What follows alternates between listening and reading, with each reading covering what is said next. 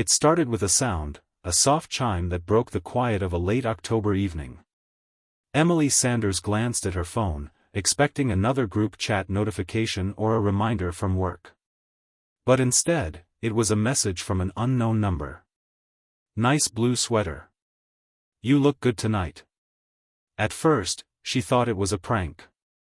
Maybe someone from her office at the marketing firm trying to tease her.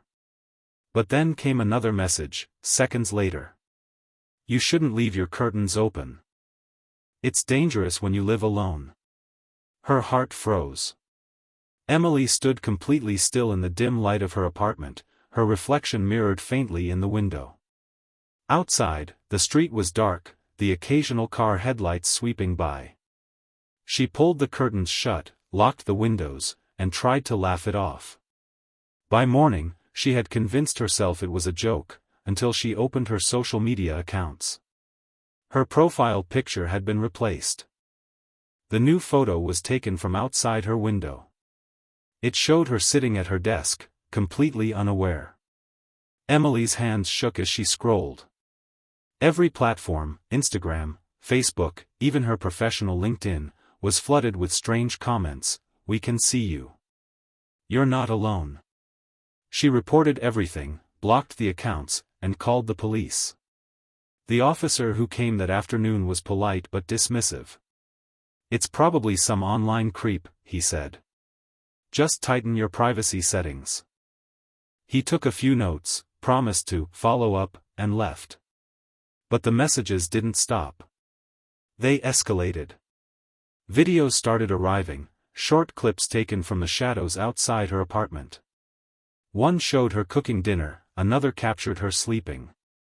The realization hit her hard: whoever was watching her wasn't just online. They were right there, close enough to film her through the glass. Her friends told her to move, to stay somewhere else for a while. She did, spending a week at her sister's home across town, but somehow, the stalker always knew. A new message came. "Nice of you to visit family. But you can't hide forever." Emily's fear grew into exhaustion. Every noise at night felt like a threat. She kept the lights on, barely slept, and jumped at the sound of footsteps in the hallway. When she returned to her apartment to collect more clothes, she noticed something new. On her kitchen counter, beside her coffee mug, was a single folded note. It read, "You shouldn't have gone to the police." Her knees buckled as she realized what that meant: someone had been inside. From that moment, Emily's life became a waking nightmare. She changed locks, installed cameras, and begged authorities to take her seriously. But each report ended the same way: polite nods, empty promises, and another case number scribbled onto a form. Weeks passed. Halloween came and went. Emily tried to resume her routine, going to work and pretending everything was fine. But her smile had vanished, replaced by quiet paranoia. Then, one night, during a video call with her friend Zoe, she made a mistake, a small, innocent sentence that would cost her everything. "Yeah, I'm home alone tonight, just catching up on some work." Zoe nodded, unaware that someone else was listening too.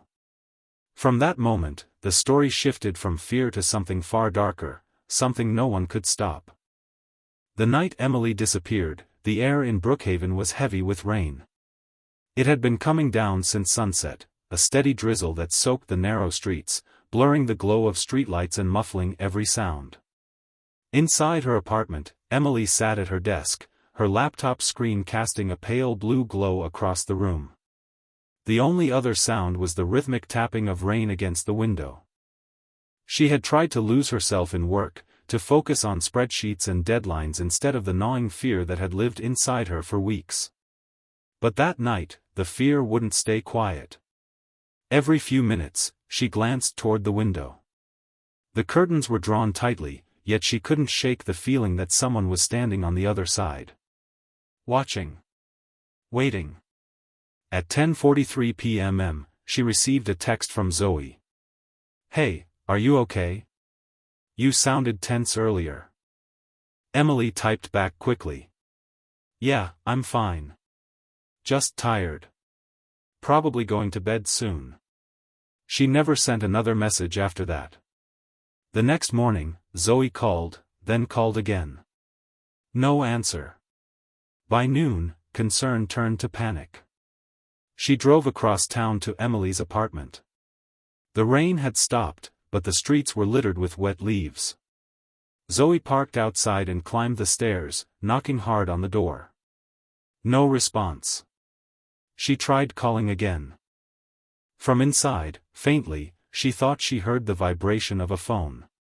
That was enough. She contacted the landlord, who arrived minutes later with a spare key. The moment the door opened, Zoe's stomach dropped. The apartment was silent, but something felt wrong. The air was cold, the faint smell of dampness mixing with something metallic. On the table, Emily's phone sat face down beside a half-finished cup of tea. Her laptop screen was still on, the cursor blinking on an unsent email draft addressed to the police. It read, "I think I know who's behind the messages." But there was no name, no details. Just those words, unfinished. In the corner, the curtains were drawn, but one was slightly torn. When Zoe pulled it back, she froze. Outside the glass, faint handprints streaked down the surface, smudged, as if someone had been leaning there, pressing their face close to the window. That was when she called the police. Officers arrived within minutes. They searched the apartment but found no signs of forced entry, no struggle, no fingerprints except Emily's own. Her phone records showed no outgoing calls after 10:43 p.m. Her car was still parked in the same spot. It was as if she had simply vanished. The investigation began, but progress was slow. Detectives reviewed footage from nearby security cameras. Most were too far away or pointed in the wrong direction. Only one camera, mounted across the street, captured something strange. At 11:12 p.m., a shadow moved along the sidewalk near Emily's building. The figure was tall, wearing a dark hooded jacket, and stopped briefly at the entrance before vanishing into the alley. The image was grainy, impossible to identify. Days turned into weeks. Volunteers searched nearby parks, wooded trails, and abandoned lots. Flyers with Emily's smiling face appeared on every lamp post. Her parents flew in from Boston, standing in front of news cameras, pleading for answers. But every lead went cold. Then, 21 days after her disappearance, a jogger made a horrifying discovery. Just beyond the outskirts of town, in a field near Miller's Creek, police tape fluttered in the cold wind. Officers and forensic teams crowded the area. The jogger had stumbled upon what appeared to be a large plastic tarp, half buried in mud and leaves. Inside it was Emily. Her body was bound tightly with duct tape, wrapped in layers of cloth and plastic. The sight broke even the most seasoned officers. The coroner's early report suggested she had been killed the night she vanished. Nearby, investigators found fragments of rope and a torn piece of fabric, possibly from a jacket. And, about 20 feet away, a phone charger matching the brand Emily used. The discovery sent shockwaves through Brookhaven. Candlelight vigils filled the town square. Friends, neighbors, and complete strangers gathered to mourn a young woman whose warnings had been ignored. And yet, while the community grieved, detectives began retracing her final days, her calls, her messages, her social media activity. Somewhere in that trail of data, they hoped, was the answer. Within days, they would find it. And it would lead them to a face Emily once trusted, the very person she had thought she'd escaped. Detective Laura McKinney sat in her office long after sunset, the glow from her computer screen casting faint blue light across stacks of case files. Emily Sanders' name was written in bold black marker on the top folder, a file that had consumed every waking hour since the discovery at Miller's Creek. McKinney was a veteran investigator with over 15 years on the force, known for her persistence and precision. The case haunted her, not just because of its brutality, but because it shouldn't have happened. Emily had begged for help. The system had failed her. For weeks, the digital forensics team combed through Emily's online presence, every message, email, and deleted file. The stalker had been meticulous, using multiple fake accounts, VPNs, and encrypted messaging platforms to cover his tracks. But eventually, the mistakes started to surface. A breakthrough came when an analyst found that several threatening videos sent to Emily had been uploaded through the same IP address, one linked to a prepaid Wi-Fi hotspot purchased at a local convenience store. The timestamp showed it had been bought 3 months earlier using a debit card registered to Daniel Brooks. Daniel Brooks, Emily's ex-boyfriend. McKinney froze when she heard the name. She flipped through the file. There he was. 29 years old, former construction worker, known for a string of misdemeanor offenses, disorderly conduct, trespassing, one prior charge of domestic assault that had been dismissed after Emily refused to testify. They had dated for nearly 2 years, and according to her friends, the relationship had been volatile. After their breakup, Daniel had sent dozens of messages begging her to come back. When she blocked him, he grew angry, posting cryptic quotes about betrayal and punishment online. McKinney clenched her jaw. The pattern was textbook: control, obsession, escalation. The next morning, detectives obtained a warrant to search Daniel's apartment on the east side of town. The place was small and unkempt, the blinds drawn tight. Inside, officers found an array of electronics: 3 laptops, 2 phones, multiple hard drives, and a small drone. One computer had a folder labeled DM. Inside were hundreds of photos, screenshots from Emily's social media accounts, video clips recorded through her apartment window, and a document titled Ways She Lied. Each file was dated, organized, and catalogued. It was like stepping into the mind of someone who had turned obsession into a ritual. Even more disturbing, one of the drives contained a series of videos that matched the clips Emily had received, but these were unedited, full-length recordings. In one, Daniel's reflection could be seen faintly in the glass. That was the confirmation McKinney needed. Daniel Brooks was arrested later that afternoon at a gas station just outside of Brookhaven. He didn't resist. His expression was eerily calm as officers surrounded him, his voice low when he said, "She knew I'd never really leave her alone." At the precinct, McKinney watched through the one-way glass as he sat in the interrogation room. His posture was relaxed, almost detached, as if none of this were real. "Daniel," she said as she entered the room, "we've recovered footage from your apartment. We know you were watching Emily. We know about the messages, the videos, the cameras." He didn't look up. "She liked attention," he said quietly. "She knew I was there." McKinney kept her tone even. "She was terrified of you." He smiled faintly, a hollow, joyless smile. "She shouldn't have ignored me." Over several hours, Daniel recounted his version of events, how he and Emily had broken up, how she'd led him on, how the videos were just a way to remind her that she was never alone. He claimed he only wanted to scare her, not hurt her. But when asked about the night she disappeared, his story shifted. He claimed she had invited him over, that things got out of hand, that her death had been an accident. McKinney leaned forward. "You're saying she invited you?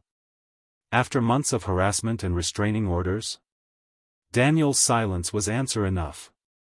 Forensic analysis later revealed fibers from Emily's apartment carpet on Daniel's jacket, and his fingerprints on the torn curtain. The plastic wrap used to conceal her body matched rolls found in his home. The evidence was overwhelming. As news of his arrest spread, the town erupted in outrage. Headlines questioned how so many warnings had been ignored. Why police reports had gone uninvestigated. Why it took her death for anyone to act.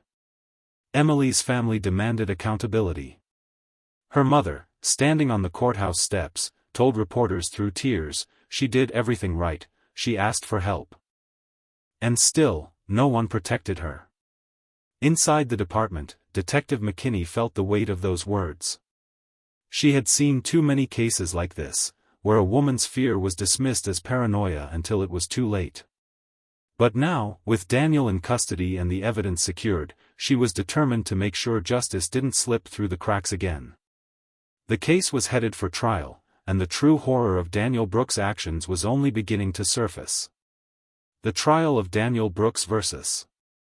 the state of Georgia began on a cold February morning, 4 months after Emily's body was found.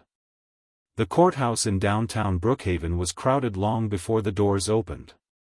Reporters, protesters, and local residents filled the steps, holding signs that read, "Justice for Emily," and "Stop ignoring stalking victims."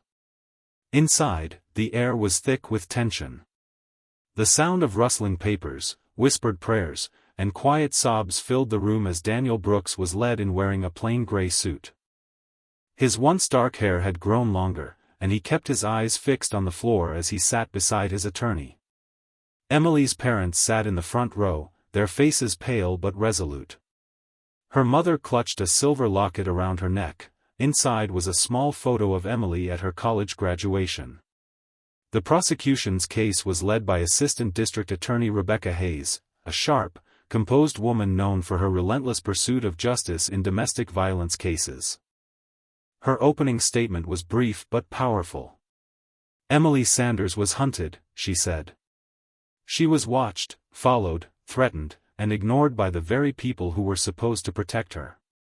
The defendant didn't just take her life, he terrorized her for months, recording her fear as if it were entertainment." Gasps filled the courtroom as photos of Daniel's computer files were shown on the screen, folder after folder labeled "Emily, Surveillance, Punishment." The defense, led by attorney Jack Merriman, argued that Daniel's actions were not premeditated murder but the result of a mental breakdown fueled by obsession. Merriman painted him as a man who lost control of his emotions after being rejected, insisting that Emily's death was an accident. But as the days went on, the prosecution dismantled that claim piece by piece. Detective Laura McKinney took the stand, detailing how the investigation had uncovered months of calculated stalking. She described how Daniel had installed hidden cameras near Emily's apartment complex and used a drone to record her movements. Her voice remained steady, but her eyes betrayed the weight of what she had seen. "The evidence shows clear intent," she said firmly. "He planned every step. The surveillance wasn't spontaneous, it was organized, methodical, and deliberate." When the jury was shown video evidence, one clip capturing Daniel whispering Emily's name as he filmed her through her window, the entire courtroom fell silent. Emily's mother turned away, unable to watch. Later, a digital forensic analyst testified that Daniel had searched phrases like, "How long before police trace deleted files," "How to disable GPS trackers," and "How to hide a body."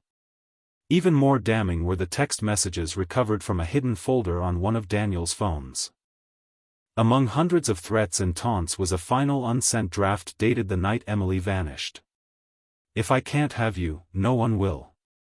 The defense tried to argue that the message proved only Daniel's instability, not intent, but the damage was done. The courtroom had seen enough to understand exactly who he was. When Daniel took the stand, his demeanor was eerily calm.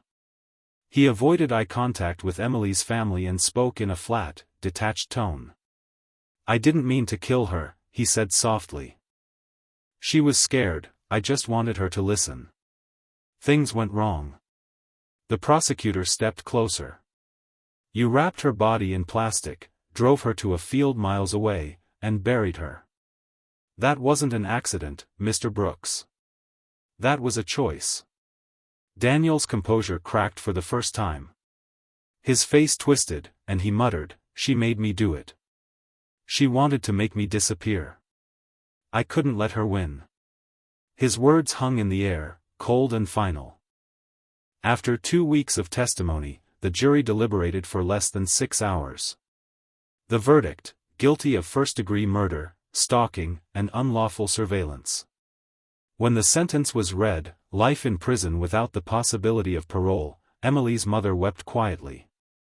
Her father closed his eyes, gripping her hand. Daniel showed no emotion. He simply stared ahead, jaw tight, as if the verdict were something that had been decided long ago. As the courtroom emptied, Detective McKinney stood near the door, watching the Sanders family embrace. She had seen countless verdicts over her career, but this one felt different. It wasn't victory, it was closure bought at a terrible price. Outside, cameras flashed as the prosecutor addressed the press. "This conviction is for Emily," she said. "But it should also be a warning to every system that turns its back on victims until it's too late." The story dominated headlines for weeks. Editorials demanded reform in stalking laws. Advocates spoke about digital harassment and the gaps in protective legislation. For the Sanders family, justice had been served. But in the quiet of their home, surrounded by photos and memories, they knew justice could never replace what was lost. Emily had done everything right. And still, she was gone. In the weeks following Daniel Brooks' conviction, Brookhaven felt different. The town that once bustled with quiet normalcy now carried an unspoken heaviness, a collective guilt that came from realizing how many chances there had been to save Emily Sanders. The courthouse lawn became an impromptu memorial. Flowers, candles, and handwritten notes surrounded a framed photo of Emily, her bright smile frozen in time. Strangers came to light candles at dusk, whispering apologies to a young woman they'd never met but felt they should have protected. Emily's parents, Margaret and Thomas Sanders, rarely spoke to the media. When they did, their voices were steady but tired. "We don't want Emily remembered only as a victim," her mother said during one interview. "We want her remembered as the reason things change." And change did begin, slowly, painfully, but undeniably. Within months, the Brookhaven Police Department launched a full internal review. Public outrage had grown into pressure, and several high-ranking officers were disciplined for mishandling Emily's initial reports. The department introduced a new digital crimes division, training officers to recognize online harassment and stalking as credible threats, not minor inconveniences. Detective Laura McKinney, who had led the investigation, was promoted to head the unit. She became one of the most outspoken advocates for reform, testifying before a state committee about the gaps in existing laws. "Stalking doesn't start with violence," she told them.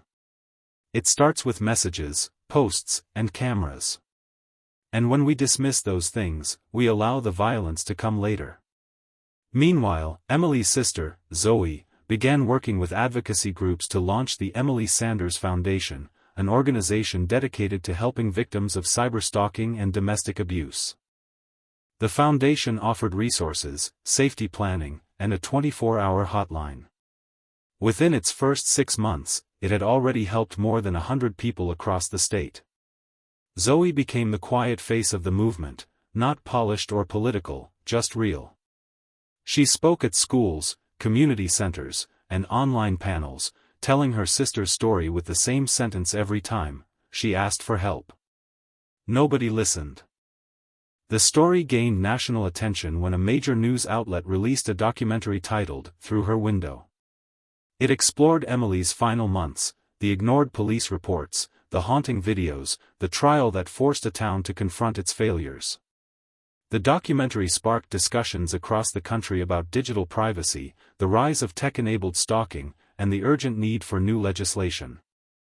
In one particularly emotional scene, Detective McKinney revisited Emily's apartment, now emptied and quiet. She stood by the window, looking out at the same street where Emily once lived. "It still feels like she's here," she said softly. "Like she's still watching, making sure we get it right this time." Daniel Brooks, meanwhile, began serving his life sentence at the Fulton State Penitentiary. Inmates described him as withdrawn and silent, spending most of his days in isolation. He refused interviews, ignored letters, and never expressed remorse. The world outside moved on, but he remained frozen in the darkness he had created. For Emily's family, moving on wasn't an option, only moving forward. Her parents eventually relocated to a quieter town near the coast, where they could find peace away from the noise of news headlines and courtrooms. They kept one small box of her belongings, her graduation tassel, a charm bracelet, and a handwritten list of goals she'd once made, travel more. Write a book. Be brave. Zoe, still living in Brookhaven, often visited the field where her sister's body had been found. It had been cleared and turned into a small memorial garden by local volunteers. The community planted wildflowers there every spring, yellow and purple, Emily's favorite colors. Standing there one evening, as the sun dipped low and the air filled with the hum of crickets, Zoe whispered, "You're still changing the world, Em. Just like you said you would." The tragedy had reshaped the town, and in some ways, the country. Conversations about safety, online abuse, and victim protection began reaching state legislatures and advocacy groups nationwide. It was too late for Emily, but not for the next woman whose phone chimes late at night. Not for the next person who feels unseen. Not for the next voice that needs to be believed. Spring returned to Brookhaven almost a year after Emily Sanders' death. The air was softer now, scented with new grass and magnolia blossoms.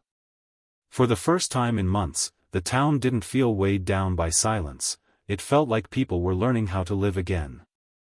The memorial garden at Miller's Creek had become a place of quiet reflection. Each week, new flowers appeared there, some from her family, some from strangers who had only read about her story. A wooden bench sat at the edge of the clearing, engraved with a simple message. For Emily, who deserved to be safe. The bench had been donated by the local police department, a gesture of accountability and remembrance. It wasn't enough to erase what had happened, but it was something, a sign that the town had changed because of her. Detective Laura McKinney often came there after work, sitting with a coffee in one hand and a notebook in the other. The garden reminded her why she had chosen to stay in law enforcement despite the sleepless nights and the weight of guilt. Every time a new report of harassment crossed her desk, she thought of Emily and made sure it didn't go unanswered. Zoe Sanders continued her sister's work through the Emily Sanders Foundation. The small nonprofit had grown faster than she ever imagined.